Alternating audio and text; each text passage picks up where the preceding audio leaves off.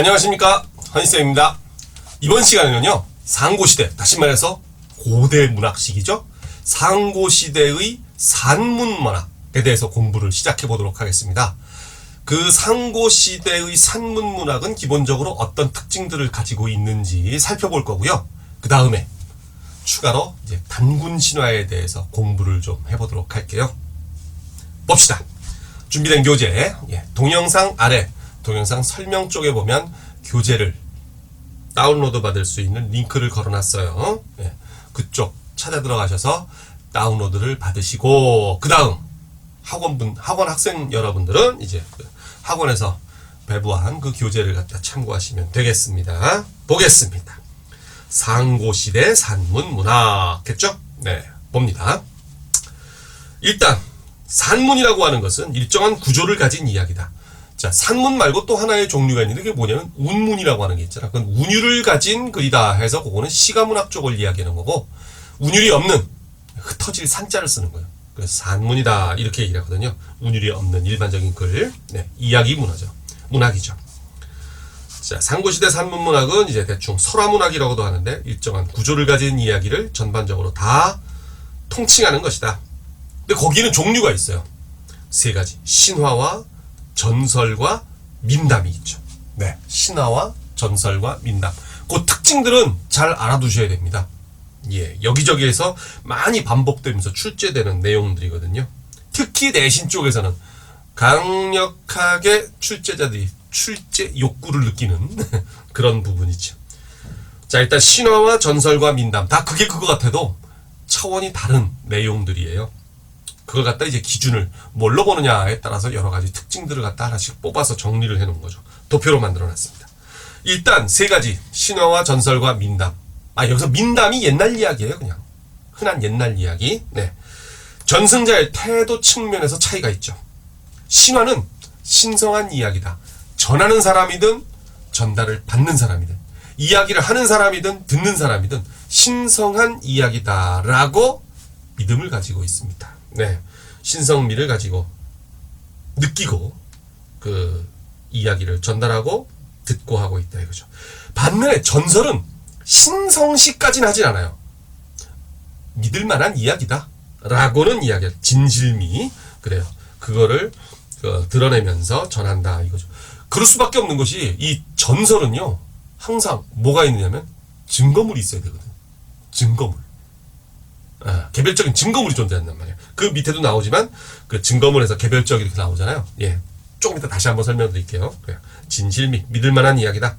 민담은 믿거나 말거나, 그죠? 빌리보아나. 네, 그런 식입니다. 그 다음 또 신화는 증거물이 좀 포괄적이에요. 여기서 포괄적이라는 말은요, 저걸 생각하시면 돼요. 우주, 나라, 이런 우리 부족, 이런 측면, 그런 측면들을 얘기하는 겁니다. 그래서 거기 포괄적 옆에다가 메모를 해두세요. 나라, 나라가 아니지, 뭐 나라도 되고요. 부족 또는 우주, 요런 것들이 그 증거물이다. 그 신화의 증거물이 바로 우리 세상이야, 이런 식으로 가는 거죠. 그 다음 전설은 개별적이야. 개별적이라는 말은 무슨 말이냐면, 자 보세요. 저 큰 은행나무에는 이런 슬픈 전설이 담겨 있어, 이런 식으로. 이 큰 바위에는, 이 우물에는, 이해하시겠죠?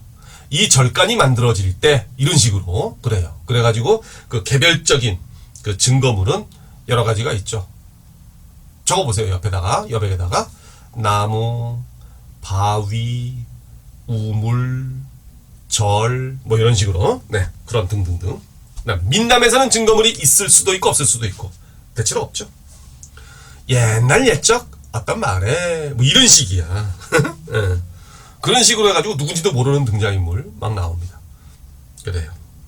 주인공은, 신화에서의 주인공은 신 또는 신적 존재죠. 네, 신 또는 신적 존재. 네. 신에 가까운 어떤 존재. 그 다음 전설은 이제 비범한 인간. 인간으로 이제 격하 떨어지긴 하는데, 레벨이 떨어지긴 하는데 보통 인간은 아닌 비범한 인간입니다. 네, 그 다음에 민담의 주인공은 평범한 인간.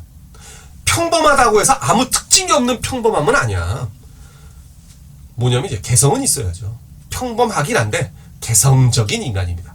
개성적인 거하고 비범한 건 달라. 예. 비범한 것은 보통 인간의 레벨을 좀 뛰어넘는 어떤 특별한 능력을 가지고 있는 게 비범이고, 범상치 않다. 그죠? 아닐 비자. 범. 보통 할 때 그 범이란 말이야. 평범하다 할 때 그 범. 예. 그런데 개성적인 인간은 특별한 어떤 능력이 문제가 아니고 그냥 뭐 특성이, 그러니까 보통 사람과 그러니까 아무 특성이 없는 일반적인 사람들과는 좀 다른 개성을 가지고 있다. 이런 식으로 봐야죠. 아니 왜 너무 평범해버리면 이야기거리가 안 되잖아. 뭔가 개성이라도 있어야지. 비범까지는 아니더라도 레벨이 다른 문제예요. 네. 그래서 평범한 인간, 그러나 개성적이긴 함. 그쵸? 네. 그래서 옆에다가 괄호하시고 개성적 적어주시고. 전승범위, 신화의 전승범위는 대체로 민족단입니다. 네. 전설의 전승범위는 증거물이 있는 지역단이죠. 증거물이 있는 지역단위. 그 다음에 민담의 전승범위는 오히려 민족이나 부족을 초월합니다. 국가를 초월해요. 여기저기에, 전 세계 여기저기에 비슷한 모티브의 이야기들이 많이 퍼져 있어요. 대표적인 게 저거 아니야. 우리 삼국유사에 보이는, 삼국유사인가? 삼국사기인가? 구토지설. 즉, 용왕이 아파가지고 토끼의 간을 약으로 구해야 되는데, 뭐 이런 거 있잖니? 그쵸? 예. 근데 그게 인도 쪽에도 비슷한 유의 이야기가 있거든요. 용원설화라고 해가지고, 불경에 실려있는 설화인데, 거기서는 와이프 악어가 아파. 근데 그 와이프 악어를 치료할 수 있는, 그 병을 치료할 수 있는 치료제가 뭐냐면 원숭이의 염통이야. 뭐 이런 식으로 살짝 달라집니다. 그렇지만 내용 구조는 거의 똑같아요. 뭐 그런 거. 또 성경의 창세기를 보면 소돔과 고모라, 타락한 도시, 그걸 갖다 이제 하나님이 불의 칼로 그냥 다 망하게 만들잖아. 그때 이제 착하게 살았던 누구의 식구들을 갖다가 구해주는데, 자, 때가 되면 너네들은 다른 곳으로 도망을 가거라. 도망갈 때 단 한 가지 조건이 있으니, 뭐야 그게, 뒤돌아보지 말거라. 근데 돌아보고서는 전부 다 소금 기둥으로 변하거든요. 네. 그런 신화들이, 아니 신화가 아니라 이야기의 모티브가 또 여기저기서 많이 발견되거든요. 그리스 신화에서도 누구야 음악 연주하던 애, 와이프가 저승으로 갔는데 저승에서 찾아오다가 뒤돌아보지 말래 돌아봐가지고서는 와이프가 다시 저승으로 끌려 들어가고 막 이런 거. 그쵸? 우리나라에도 종종 있어요. 장자 못 썰어라고 해가지고 못된 짓 하던 장자를 갖다가 장자가 부자야. 못된 짓 하던 부자를 갖다가 이제 웬 스님이 도술로 벌을 주는데 그 자리를 갖다가 물을 솟게 만들어가지고서는 연못으로 바꿔버린단 말이야. 물에 잠기게 만들어버린다고. 그때 도망가라. 너는 착하니까 하고서는 며느리를 보통 이제 구원을 해주는데 조건이 있죠. 돌아보지 말아라. 근데 돌아봤다가 돌이 돼버리는 그런 이야기. 네. 모티브가 이렇게 비슷한 것들이 여기저기서 많이 나타난다고. 그런 게 이제 민담이죠. 됐죠? 그 다음. 그걸로 끝난 게 아닙니다. 그 밑에 보면 뭐 발달 요런 게 있어요. 그래가지고 박스가 몇 개 그려져 있는데 그게 줄거리가 이렇게 돼요. 봐보세요. 네. 자, 봅시다. 맨 처음에 맨 왼쪽에 있는 큰 박스가 설화가 들어가 있 자리야. 설화. 짠. 네. 근데 이 설화가 후대로 전승이 되면서 계속 설화라는 형태로 남아있는 경우도 있고요. 어떤 것들은 다른 형태로 변모가 돼. 폐관문학이라는 것으로 변모가 됐다가 가전체라는 것으로 변모가 됐다가 그 다음에 이제 소설로 정착을 합니다. 네. 이런 것들도 있고, 또 어떤 설화들은 판소리에 영감을 줘가지고 판소리로 개작이 되죠. 그리고 이것이 판소리로 지금도 남아있는 경우도 있지만 그 중에 일부는 어떻게 된다? 판소리가 소설에다 영향을 미치는 것도 있죠. 즉 박타령이라고 하는 판소리가 그래 흥부전으로 영향을 주고, 심청가가 심청전으로, 춘향가가 춘향전으로, 그죠? 이런 식으로 수궁가라는 판소리가 이제 별주부전, 이런 식으로 이제 소설에 영향을 주기도 한다 하는 거죠. 그래서 여기 살짝 비금이 있는 거예요. 거기 박스에다가 빈칸 채워주시고요. 일단 채워보세요. 그리고 잘 알려진 그 작품들이 그 밑에 도표에 정리가 되어 있죠. 보세요. 제일 먼저 단군 신화. 바로 요거 이 과정 끝나면 바로 이어가지고 단군 신화 설명 들어갈 거예요. 그 다음 이제 또 다른 동영상으로 또 만나볼 수 있는 동명왕 신화. 네. 수로왕 신화는 이미 봤죠. 우리 구지가라는 그 노래 거기에서 이제 봤습니다. 그 다음에 박혁것의 신화가 있고 구토설화 잠깐 얘기를 했고요. 그쵸? 그게 바로 구토설화가 바로 그거야. 그 토끼, 그죠? 간을 구해야 되는 거북이 이야기죠. 구자가 거북구자, 토는 토끼 토자죠. 온달설화, 호동왕자설화, 화왕계, 도미설화. 이 도미설화는 왜 도미설화라고 했는지 모르겠어. 주인공은 도미의 와이프인데, 도미의 처설화라고 해야 되는데 보통 도미설화 그래요. 네. 그 다음 손순매화, 이거 효심과 관련된 거고요. 직위설화. 네. 그 신라의 그 선덕여왕을 사랑했던 어느 거지 청년의 이야기. 네. 호원, 연호랑, 세오녀, 사복불언. 이게 수능 첫해 94년도에 이 사복불언 설화가 수능 제시문으로 그 제시가 됐었어요. 그래가지고 그때 난리가 났었습니다. 한참 전이구나. 벌써 94년이니까. 94년 대비니까 이제 93년도에 실린 거지. 여름에. 그 당시엔 또 여름, 겨울 이렇게 두 번을 봤다. 첫 해는. 근데 이제 여름에 딱 등장을 한 거야. 이 사복불언이 이제 그 제시문으로 딱 등장을 하고, 사복불언이 교과서에 실려 있지 않았었거든요. 그래가지고 갑자기 아니 이런 삼국유사 같은 것도 봐둬야 되나 해갖고 또 부모님들이 본인들도 읽지 않으면서 애들한테 그 어려운 삼국유사 책을 갖다가 던져주면서 읽어라 강요했던 그런 시대적 분위기가 있었습니다. 사복불언. 네, 방위설화. 이 방위설화가 이제 그 흥부전의 모티브가 되는 겁니다.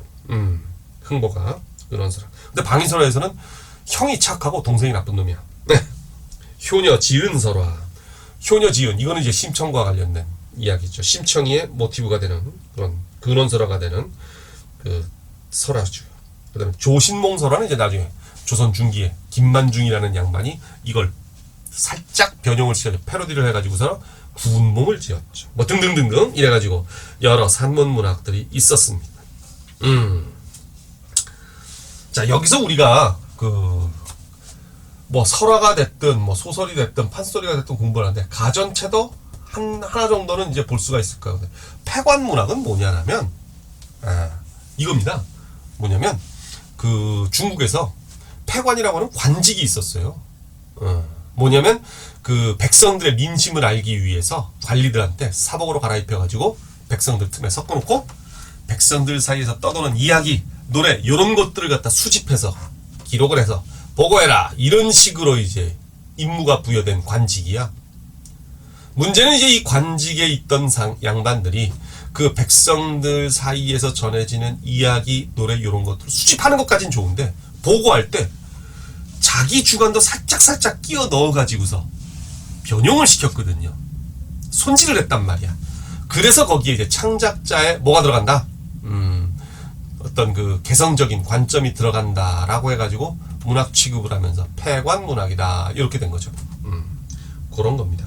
가전체는 이제 거기서 조금 더 발달을 해가지고 그 우리 주변의 사물들을 의인화해서 위인 전기처럼, 그래서 전이 붙은 거야. 가짜 전기문학이다 이런 얘기거든요. 네, 그래서 그걸 갖다 이제 전의 형식으로 해가지고서는 그 패러디한 문학 형태가 되는 거죠.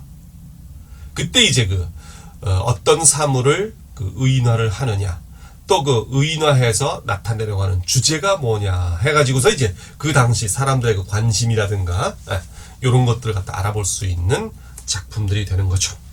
그게 이제 나중에 이제 완전 창작으로 해가지고서는 이제 소설의 형태로 발전이 된다. 뭐 요런 얘기가 되는 겁니다. 자, 그러면 바로 이어 들어갈게요. 단군신화 공부를 해보도록 하겠습니다. 단군신화 시작합니다. 예, 단군신화. 작자는 미상이고요. 작품 해제 보시면 갈래는 신화, 건국신화 되겠습니다.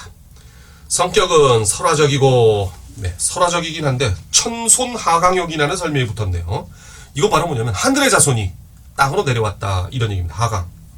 신화소는 이제 이야기의 모티브다 이런 얘기. 신화의 모티브. 주제는 단군의 탄생과 조선의 건국 이랬고요. 다섯 가지나 있어요. 봅시다. 민족주의적 영웅서사시의 원류다. 네, 그렇습니다. 홍익인간의 건국이념을 제시한다. 홍익인간 할 때 인간은 휴먼의 뜻이 아닙니다. 세상이란 뜻이에요. 속세. 인간 세상. 예. 그러니까 인간 세상을 널리 이롭게 한다. 이런 뜻이죠. 고전에서 인간 하는 것은 대부분 속세를 뜻하는 것이고, 인간 세상. 실제로 휴먼, 인류의 의미로 쓰이는 경우는 많지 않아요. 드뭅니다. 그래서 홍익인간 할 때, 인간 세상을 널리 이롭게 한다. 이런 얘기가 되는 거고요. 홍익인간은 이거는 기본적으로 한자로 쓸 수 있을 정도는 돼야 돼. 연습해 놓으세요. 만약에 단군 신화가 시험 범위에 포함된다! 라고 한다면, 홍익인간, 한자로 쓰라는 문제 나올 가능성 매우 높습니다. 이상하게 국어 선생님들이나 또 국사 선생님들, 그렇죠? 네. 이 단군 신화, 홍익인간, 또 윤리 선생님들, 도덕 선생님들, 홍익인간만 나오면 이상하게 그렇게 출제하고 싶은 욕망에 사로잡히나 봐. 많이 나왔었어요. 한자로 쓸 수 있을 정도 돼야 됩니다. 홍익인간. 그 다음 우리나라 최초의 건국신화다. 그래요. 그 다음 농경사회의 제의적 성격을 반영하고 있는 이야기다. 이렇게 됐어요. 그런 게 있어요? 예. 있습니다. 봅시다. 그 대신 5번. 이건 아주 중요한 특징인데요. 보통 영웅적인 면모를 담고 있는 주인공이 있다라고 한다면, 갖고 있는 주인공이 있다 한다면, 보통은 선악구도로 가든지 대립구도로 가가지고 갈등이 있고 대립이 있고 싸움이 있어야 되는데, 이 단군 신화에서는 그게 없어요.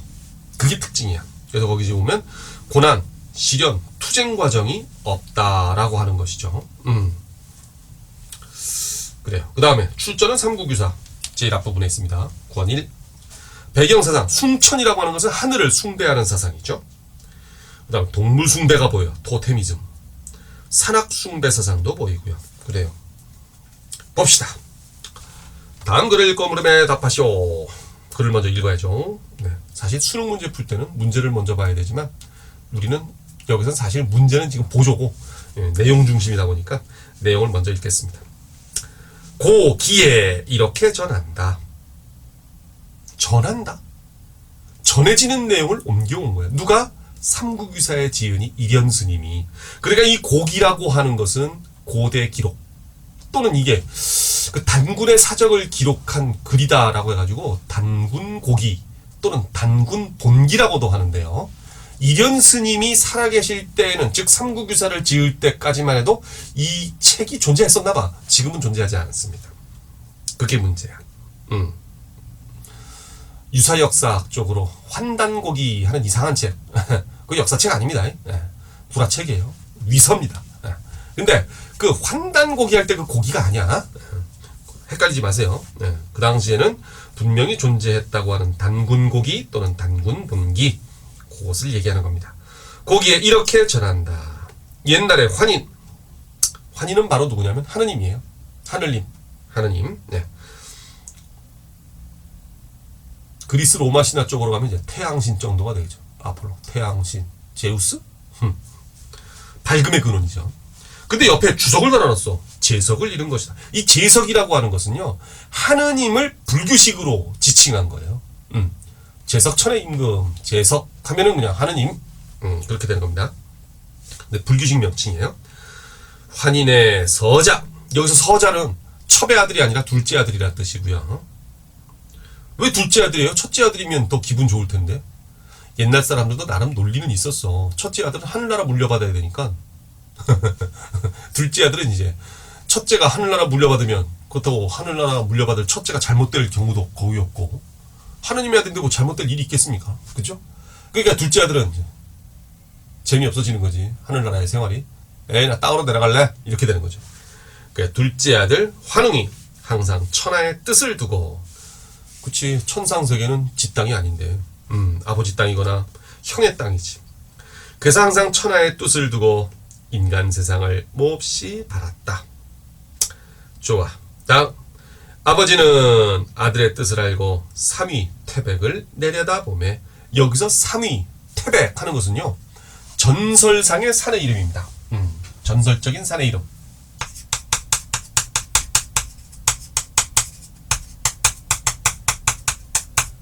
전설적인 산의 이름인데 삼위는 중국산이고요. 중국 쪽이고 그 다음에 태백은 우리나라 산이에요. 한국산, 우리산. 네. 3위 태백을 내려다보매 3위는 중국산, 태백은 우리나라산. 인간 세계를 널리 이롭게 할 만한지라. 여기 나왔네. 홍익인간 적어주시고요. 밑줄 친 부분 기억. 이에 천부인 세 개를 주어서, 자 여기서 천부인 했을 때 부자가 부적할 때 그 부자거든요. 이는 도장인 자고. 네. 그래가지고 어쨌든 요게 뭐냐면 신의 위력, 영험함을 보여주는 증거물. 그래서 부적과 도장이다 이렇게 얘기를 하는데요. 네. 영험 상징, 부적과 도장 이렇게 얘기를 하잖아. 근데 이거를 다른 학자들은요 또 이렇게 얘기하는 사람들도 있어요. 저거는 부적과 도장도 되겠지만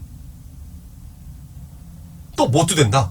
이거 그 제천의식을 할 때 사용하던 하나의 물건들이 아니겠느냐. 칼, 방울 뭐 이런 거 요런 것으로 이해하는 사람들도 있습니다. 네. 그 다음 거울도 있고요. 칼, 방울, 거울 뭐 이런 거 네. 이라고 보는 사람들도 있어요. 어쨌든 글자상으로는 부인이니까 부적과 도장입니다. 네. 그 다음 세 개를 주어서 내려가서 세상을 다스리게 하였다. 여기서 부적과 도장이다, 칼과 방울과 거울을 가지고 있다 라고 했을 때 왜 갑자기 무당이 나오느냐면, 무속이 나오느냐면, 봐봐, 하느님의 아들이란 말이야. 그리고 인간 세계로 들어왔어. 인간 세상에 인간들이 있었겠지. 없었다면 이제 만들면 되는 거고. 근데 중요한 거는 이 하느님의 아들이 할 일이 뭐겠느냐. 인간들이 어떤 어려움에 처했을 때, 자기가 다스리고 있는 인간들이 어려움에 처했을 때 뭐 해야 돼? 이 인간은, 아니 이 인간이 아니라 이 하느님의 아들은 자기 아버지한테 이거 좀 해주세요 요구할 수 있는 거 아니야. 바로 그래서 신의 영역과 인간 세계 사이에서 다리를 놔줄 수 있는 인물, 이게 바로 무당이다 이거지. 샤먼. 알겠죠? 그래서 이게 나오는 거야. 가장 잘할 수 있는 게 뭐야? 자기 아버지한테 아버지 좀 도와줘 이렇게 되는 거지, 그지? 바로 그런 얘기거든요. 그래서 여기서 보면 이런 것들을 굳이 언급하는 이유는 바로 임금이 재정일치의 권능을 가지고 있다라는 거. 즉 환웅이 재정일치의 권능을 가진 존재다, 요런 것을 볼 수가 있다 그죠. 권능 정리되죠? 네, 보십시다. 환웅은 그 무리 3,000명을 거느리고 많이도 거느리고 내려왔다. 태백산 꼭대기. 자, 태백산 꼭대기. 태백산, 지금의 묘향산. 이 묘향산이 황해도 쪽에 있는 걸로 알고 있는데요. 예. 신단수 아래 내려와서, 자, 신단수, 신성한 나무죠. 이 신성한 나무도 결국에 뭐냐 하면 가장 높은 산의 꼭대기에 있는 나무야. 하늘이랑 가장 가까운 존재라고. 땅에서 솟는 물질 중에. 그게 뭐냐? 바로 신과 신의 세계와 땅의 세계 연결하는 통로가 되는 거죠. 네, 그래서 천지를 연결하는 역할을 하는 겁니다. 그래서 신단수, 신성한 나무, 하늘 세계와 땅의 세계, 천지를 연결한다. 여러분들은 거의 보지 못했겠지만, 네, 지금도 그 무속인들이 그 구슬할 때 보면은 신대라고 해가지고 높은 장대를 갖다가 세워놓고 밑에서 그거 잡고 있어요. 네. 그리고 끝에다가 깃발하고 방울하고 이렇게 달아놓습니다. 그래가지고 이제 굿이 시작되지 동동동덕풍 하면서 이제 굿이 시작되면 이제 무당이 춤을 추다가 무열이라고 해가지고 널바나 그쵸? 네. 희열을 갖다가 느끼는 순간, 그러니까 눈이 확 뒤집어지면서 막 이렇게 되는 순간에 보면 그 신대가 막 흔들려요. 그래가지고서는 그 끄트머리에 방울이 왈랑왈랑왈랑왈랑 막 흔들립니다. 짜고 치는 고스톱 아닙니까? 그거 라고 할 수도 있는데 실제로 그 잡고 있는 신대를 그 무속인들 아니라 딴 사람한테 넘겨도 그게 흔들린다니까. 그게 바로 뭐냐면 번개가 피레 침에 꽂히듯이 신의 능력 짜자장 하고 타고 내려오는 거야. 쫙. 그리고 이제 무속인의 몸으로 들어가는 거죠. 그걸 갖다가 이제 시각적으로 보여주기 위해서 또 청각적으로 감각적으로 느끼게끔 해주기 위해서 그걸 갖다가 이제 만들어 놓은 장치일 수도 있는데 하여간에 이 신성한 나무 신단수가 그런 역할을 한다 이거지. 신단수 안에 내려와서 이곳을 신시라고 불렀다. 이분을 환웅천왕이라고 한다. 그는 풍백, 자 풍백할 때 말이죠. 한자에다 바람풍자 있잖아. 거기다 동그라미 쳐주시고 우사 했을 때 그 우자도 비우자 한자에다 동그라미 쳐주시고 운사 했을 때 구름운자 그 운자에다가도 동그라미 한번 쳐주세요. 결국에 뭐냐면 바람과 비와 구름을 맡은 주술사가 되는 거거든. 비 구름 담당 주술사야. 샤먼. 요걸로 끝난 게 아니라 여기 바람과 비와 구름은 어느 때 중요한 요소예요? 농사 지을 때 중요한 요소예요. 그래서 이런 것들은 바로 또 농경사회임을 암시하는 요소로도 작용한다. 이렇게 되는 거지. 운사를 거느리고 곡식, 수명, 질병, 형벌, 선악 등을 주관하고 인간의 360가지나 되는 일을 주관하여 인간 세계를 다스려 교화시켰다. 그래, 환웅이 내려와서 한 일, 인간 세계를 교화하고 농경을 시작을 하게 했다. 이런 얘기가 되는 거겠지.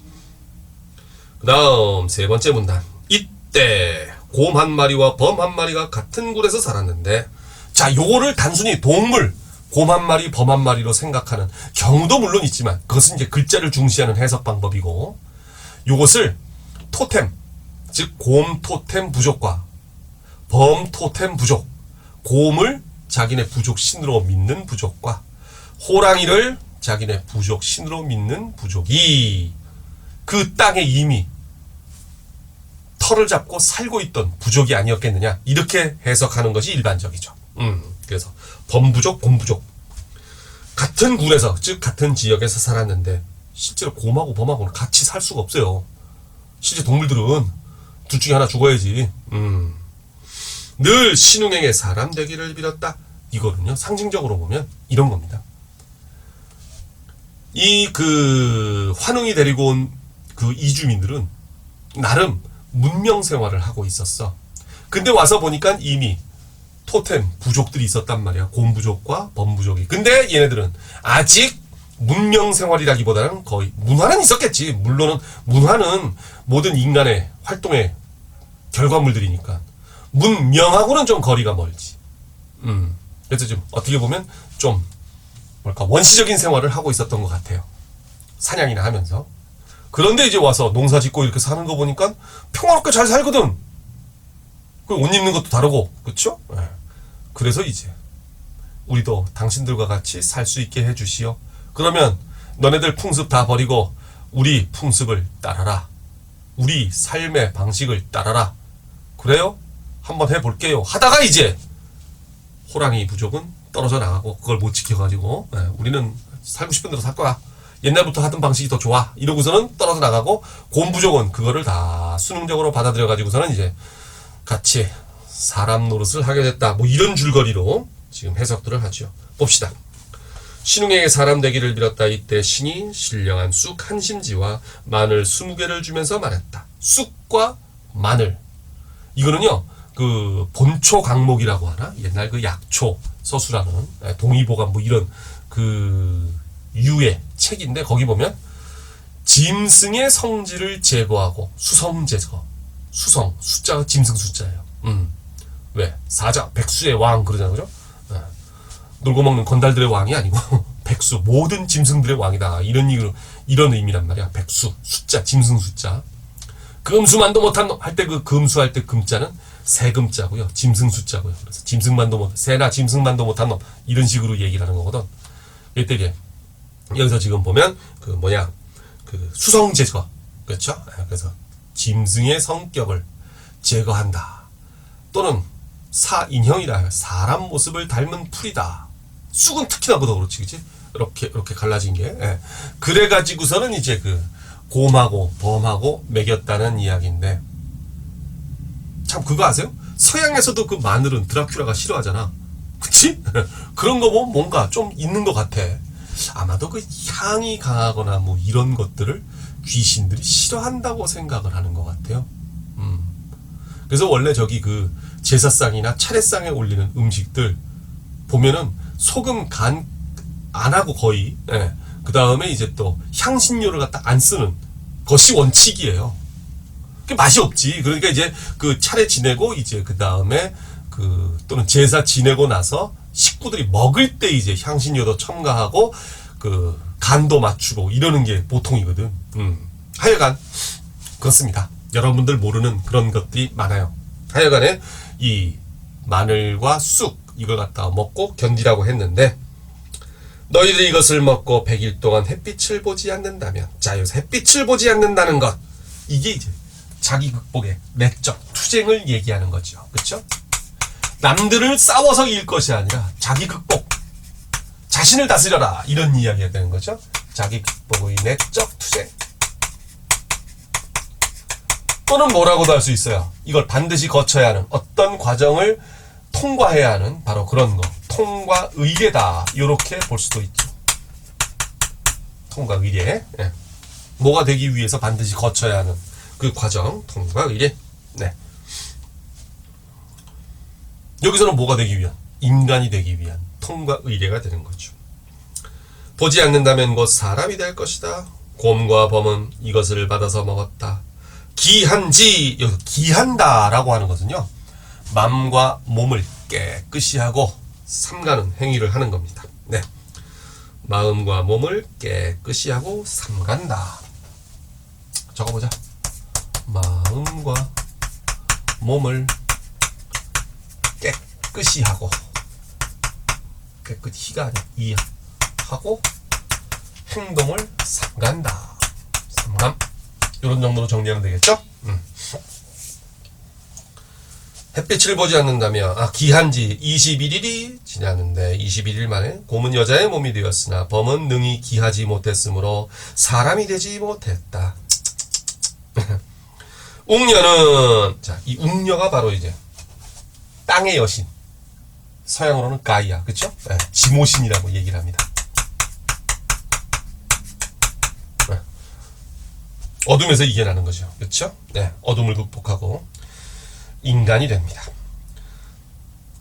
웅녀는 그와 혼인할 상대가 없었으므로, 그래, 범부족이 떠나니까 이제, 예전에는 범부족이 있을 때는 범부족과 곰부족이 서로 혼인을 하면서 이렇게 서로 간에 관계를 맺으면서 살았는데, 이제 범부족이 없어지니까 이제 곰부족은 결혼할 상대가 없는 거야? 이제 환웅이 데리고 온 무리들과 결혼을 해야 되는 거죠. 그렇죠. 그래서 항상 단수 아래에서 아이 배기를 축원했다. 모양만 사람이 아니라 인간 아이를 낳을 수 있어야 진정한 인간이 된다는 이야기겠죠. 네. 완전한 인간이 되기를 원했다는 거지. 환웅은 이에 임시로 변하여 그와 결혼해 주었더니, 이 번역 마음에 안 들어요. 결혼해 주었더니? 무슨 뭐 은혜 베풀어? 하여간 결혼해 주었더니 그는 임신하여 아들을 낳았다. 이름을 단군 왕검이라고 하였다. 단군 왕검, 이게 바로 제정일치 시대의 왕의 호칭이야. 그 흔적이 남아있는 거, 제정일치의 흔적이 남아있는 겁니다. 네. 단군 왕검. 네. 자, 그래서 여기 세 번째 문단에서는 이제 곰이 시련을 극복하고 환웅과 웅녀가 결합을 한다는 거. 네. 그 내용이 주가 되겠고요. 네 번째 문단. 단군은 요임금이 왕위에 오른 지 50년인 경인년. 근데 이련 스님이 줄을 붙여놓기를, 요임금의 즉위원년은 무진이니까 50년이라면 정사가 돼야지 경인은 아니다. 확실한 여부가 의심스럽다. 이게 바로 뭐냐면 정사, 경인, 이게 무슨 말이냐면 저거예요.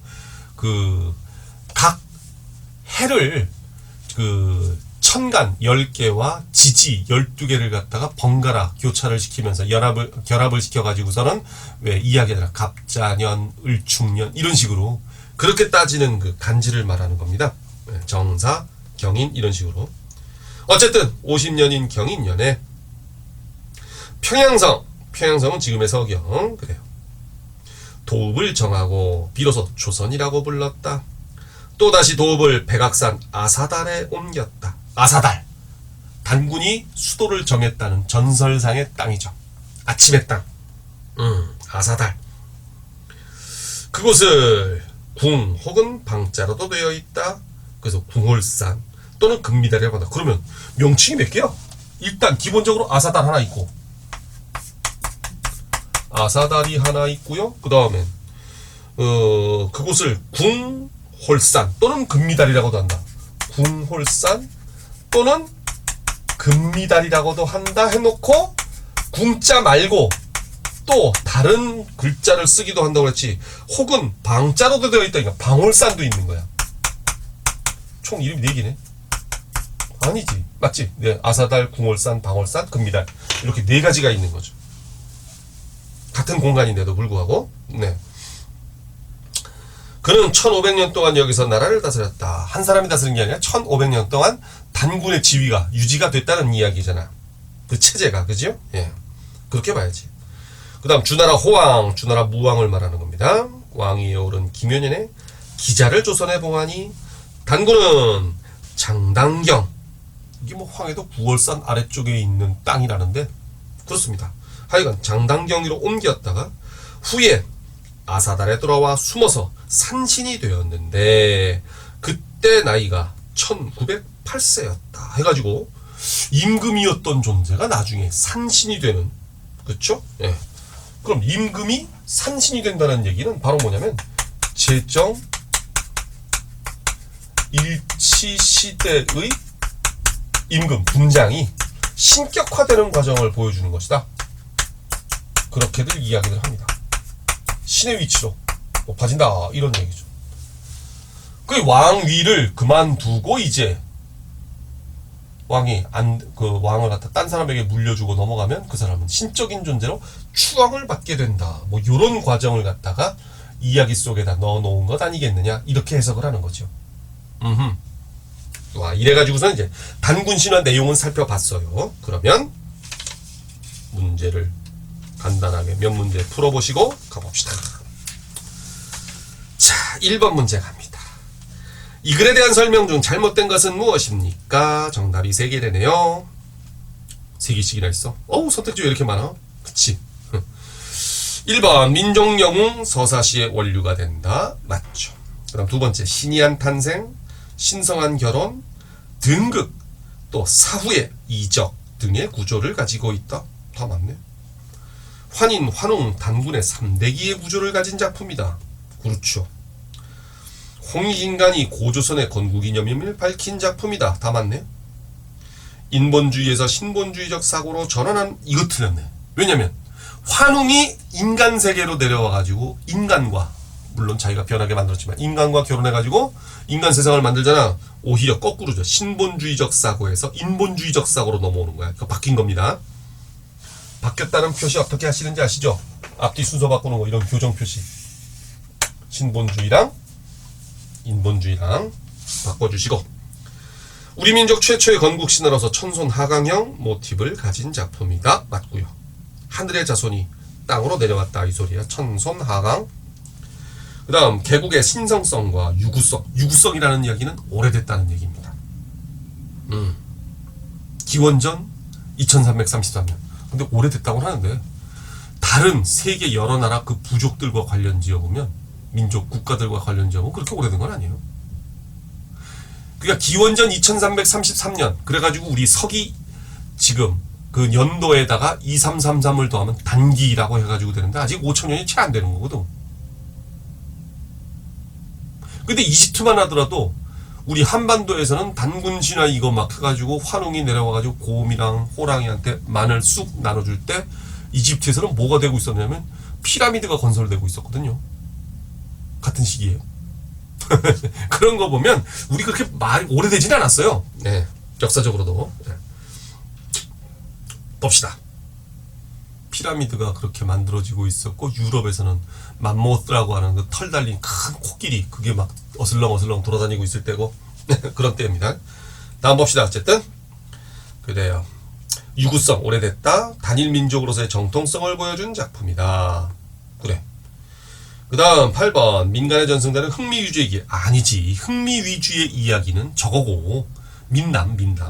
네. 우리 민족성이 잘 반영된 작품이다. 이거야 뭐 반영될 수도 있고 안 될 수도 있는 건데 어쨌든 신화니까 흥미 위주의 이야기라고 보기가 어렵다. 8번 틀렸다. 영웅의 일대기적 구조의 원형을 보여주긴 한다라고 했는데 글쎄 일대기적 구조의 원형 이거 나중에 단군 신화할 때 다시 한번 이야기하겠지만 네 요게 원형까지는 아니고요. 그래서 답 다 나왔다 3개 5번하고 8번하고 9번 나머지 거 한번 읽어봅시다. 토테미즘과 같은 원시적인 종교 흔적 드러나 있고요. 재정일치의 사회 형태와 농경사회 구조를 드러내고 있다. 맞고요. 천부 하늘에서 내려온 아버지 지모 땅의 어머니 형태의 구조를 지닌다. 맞고 시련과 고통을 참고 이겨낸 통과 의례의 모습을 보인다. 좋습니다. 이 통과 의례 여기저기서 많이 보여요. 심청이도 인당수라는 곳에 들어가가지고 죽었다 살아나고 춘향이도 죽었다 살아나는 공간 있잖아. 옥 그지 아니 변사또한테 그쵸 시달림 당하다가 옥에 들어가서 거의 죽을 뻔하다가 이도령이 살려내는 거 아니야, 그치? 그런 것들이 전부 다 이제 통과 의례가 되는 거죠. 그 다음 2번 이걸로 미루할 수 있는 당시 사회상으로 보기 어려운 거래. 근데 정답 2개네 또. 곰과 범의 등장으로 봐서 동물 숭배 사회였음을 알 수가 있고요. 같은 부족 안에서의 혼인이 자유롭게 이루어지질 않았겠지. 2번이 답이지. 아 하나 더 있구나. 풍배구사 운사의 등장으로 보아 농경생활을 중시했음을 알 수 있다. 좋고요. 환웅이 가져온 천부인으로 보아 군장이 재정일치의 권능을 가졌음을 알 수 있다. 괜찮네. 5번 단군이 산신으로 신격화되는 것을 보아 현세보다는 내세를 중시 아니지. 이거랑은 좀 다르죠. 신본주의에서 인본주의로 변화됐다는 것은 좋지만 현세에서 내세로? 아니죠. 이건 죽은 뒤의 세상이 내세인데? 그건 아니에요. 5번 하나 체크. 그래서 2번과 5번이 답이겠네요. 태백산 꼭대기 신단수 아래 신실을 세운 것으로 봐서 산악 숭배 사상이 있었음을 알 수 있다. 그래요. 그 얘기 중요한 얘기입니다. 이주족 환웅의 무리, 선주족 곰과 범의 무리 연합해서 나라를 세웠다. 좋고요.